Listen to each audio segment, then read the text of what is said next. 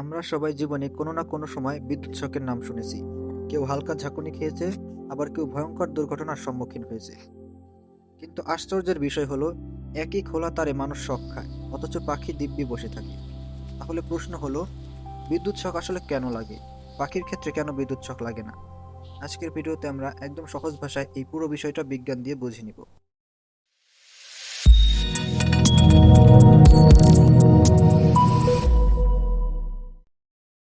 প্রথমে বুঝতে হবে বিদ্যুৎ কি। বিদ্যুৎ কোনো জাদু না, এটা আসলে খুব ছোট ছোট কণার চলাচল। এই কণাগুলোর নাম ইলেকট্রন। যখন ইলেকট্রন এক জায়গা থেকে আরেক জায়গায় চলতে শুরু করে তখন বিদ্যুৎ তৈরি হয়। ইলেকট্রনের একটা স্বভাব আছে, সে সবসময় সহজ রাস্তা খোঁজে, যেদিক বাধা কম সেদিক দিয়ে যেতে চায়। মানুষের শরীর কেন শক খায়? এখন আসি মানুষের কথায়। আমাদের শরীর পুরোপুরি শুকনো কিছু না। শরীরের ভেতরে আছে পানি, লবণ আর বিভিন্ন খনিজ পদার্থ। এই জিনিসগুলো বিদ্যুৎ খুব ভালোভাবে চালাতে পারে। এই কারণে মানুষের শরীরের ভেতর দিয়ে বিদ্যুৎ সহজে চলাচল করতে পারে। যখন তুমি সরাসরি তারে স্পর্শ করো, বিদ্যুৎ তখন ভাবে এই শরীর দিয়ে মাটিতে চলে যায়। আর ঠিক তখনই বিদ্যুৎ তোমার শরীরের ভেতর দিয়ে মাটিতে প্রবাহিত হয়। এই প্রবাহই হলো বিদ্যুৎ শক। শক লাগলে শরীরে কি হয়? বিদ্যুৎ শরীর দিয়ে গেলে সবচেয়ে আগে আঘাত পায় স্নায়ু, পেশি এবং হৃদযন্ত্রে। এই কারণে শক লাগলে হাত শক্ত হয়ে যায়, শরীর কেঁপে ওঠে, কখনো হাত ছাড়তেই পারে না। অনেক সময় শক এত দ্রুত হয় যে মানুষ বুঝে উঠতে পারে না কি ঘটলো। শক কতটা বিপজ্জনক হতে পারে এটা নির্ভর করে কয়েকটা বিষয়ের উপর। ভোল্টেজ কত, কারেন্ট কত, শরীর ভেজা না শুকনো, কতক্ষণ বিদ্যুৎ শরীর দিয়ে গেল। হালকা শকে শুধু ভয় লাগে, কিন্তু বেশি শকে হৃদযন্ত্র থেমে যেতে পারে, এমনকি মৃত্যু পর্যন্ত হতে পারে।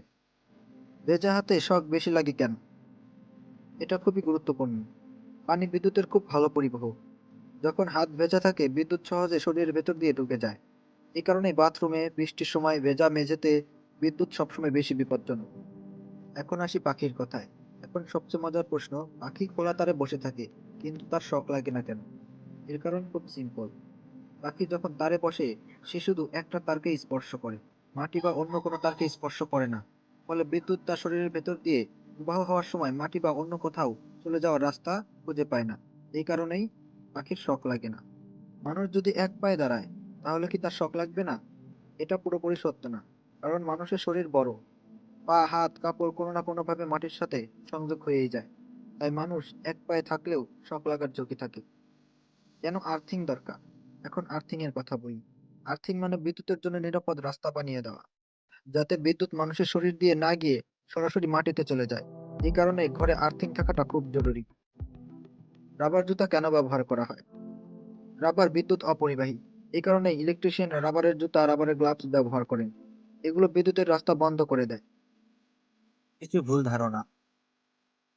অনেকে মনে করে কম ভোল্টেজ হলে কিছু হবে না, কিন্তু বাস্তবে কম ভোল্টেজ হলেও কারেন্ট বেশি থাকার কারণে ভয়ঙ্কর শক লাগতে পারে।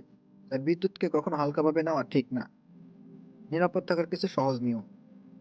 বৈদ্যুতিক শক থেকে নিরাপদ থাকতে হলে আমাদের কিছু পদক্ষেপ গ্রহণ করতে হবে। ভেজা হাতে সুইচ ধরা যাবে না, বা তার স্পর্শ করা যাবে না। বাথরুমে ভালো মানের সুইচ ব্যবহার করতে হবে। বাড়ির আর্থিং এর ব্যবস্থা রাখতে হবে। এই ছোট বিষয়গুলো অনেক বড় দুর্ঘটনা থেকে বাঁচাতে পারে। বিদ্যুৎ আমাদের জীবনের অপরিহার্য অংশ। এটা ছাড়া আজকের পৃথিবী কল্পনাই করা যায় না। কিন্তু বিদ্যুৎ যেমন উপকারী, তেমনি অসাবধান হলে খুব ভয়ঙ্কর। আজকের ভিডিও থেকে যদি তুমি একটু হলেও সচেতন হও, তাহলে এই ভিডিও সফল। ভিডিওটা ভালো লাগলে একটা লাইক দিবেন, এবং এরকম ইউনিক ভিডিও পেতে আমাদের ইউনিক জ্ঞান বাংলা চ্যানেলটিকে সাবস্ক্রাইব করে রাখতে পারেন।